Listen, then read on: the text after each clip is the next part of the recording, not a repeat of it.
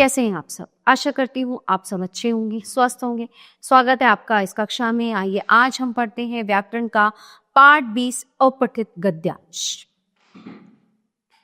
अपठित जो पहले ना पढ़ा गया हो प्लस गद्यांश यानी गद्य का अंश, अर्थात गद्य का ऐसा अंश जिसे पहले ना पढ़ा गया हो, मतलब हमने उसको अपनी पुस्तक में पढ़ा ही नहीं है।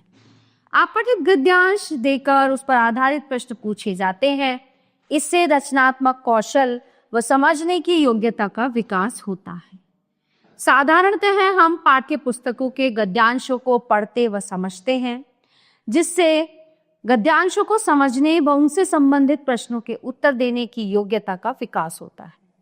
इसी योग्यता को और अधिक विकसित करने व सामान्य ज्ञान बढ़ाने के लिए अपठित गद्यांश का अभ्यास करवाया जाता है।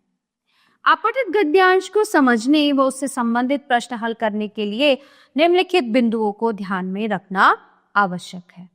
सबसे पहले गद्यांश को 2 बार ध्यानपूर्वक पढ़ना चाहिए। उसके बाद दिए गए प्रश्नों के उत्तर लिखने चाहिए।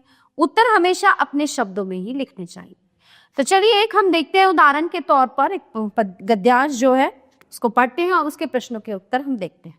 चलना मनुष्य का स्वभाव है। पानी भी चलता है, हवा भी चलती है, समय भी चलता है और मनुष्य भी चलता है। प्राचीन समय में एक स्थान से दूसरे स्थान पर पहुंचने के लिए मनुष्य मीलों पैदल यात्रा करता था। कई बार यात्रा इतनी लंबी हो जाती थी कि वर्षों लग जाते थे। फिर पालकियों का प्रयोग किया जाने लगा। इन्हें 4 लोग उठाते थे, मगर रास्ते में चलते चलते थके लोगों की जगह लेने के लिए 8 या 12 लोग साथ में चलते थे। पालकियों का प्रयोग अधिकतर स्त्रियों के लिए किया जाता था। पहिए के आविष्कार ने मनुष्य का जीवन ही बदल दिया। इसके आविष्कार से सर्वप्रथम बैलगाड़ी बनी, जिसके द्वारा यात्रा सुगम व सस्ती होने लगी। धीरे धीरे इसी पहिए से मशीन से चलने वाली मोटर गाड़ियां सड़कों पर दौड़ने लगी। तो गद्यांश के लिए उचित शीर्षक क्या होना चाहिए? पहिए का आविष्कार। प्राचीन समय में मनुष्य कैसे यात्रा करता था? प्राचीन समय में मनुष्य पैदल यात्रा करता था। पालकियों का प्रयोग किन के लिए किया जाता था? पालकियों का प्रयोग अधिकतर स्त्रियों के लिए किया जाता था। पालकी कितने लोग उठाते थे? पालकी 4 लोग उठाते थे। पालकी जो है वो 4 लोग उठाते थे। पहिए के आविष्कार के बाद यातायात के किस साधन का निर्माण हुआ? तो पहिए के आविष्कार के बाद सर्वप्रथम बैलगाड़ी का निर्माण।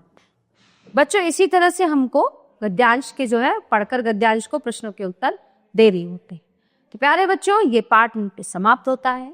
आशा करती हूँ आपको अच्छे से समझ आया होगा। मिलते हैं अगली कक्षा में। धन्यवाद।